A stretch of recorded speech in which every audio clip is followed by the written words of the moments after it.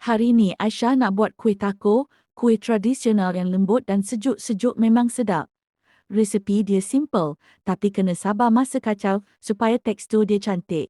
Kuih taco ni istimewa sebab ada dua lapisan bawah manis pandan, atas lemak santan, gabungan manis dan masin tu yang buat dia tak muak. Jom kita mula.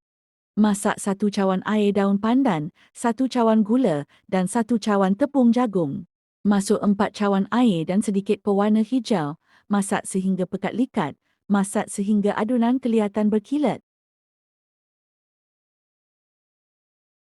Tuang adunan hijau ke dalam acuan daun pandan. Untuk bahagian atas pula, kita perlu masak 1 kotak kecil santan, 1 cawan tepung jagung. Masuk 1 sudu tepung beras, 4 cawan air dan secubit garam. Masak sehingga likat, kemudian tuang adunan putih ke atas adunan hijau. Simple kan? Tak perlu dibakar, tak perlu dikukus. Cuma masak di atas api.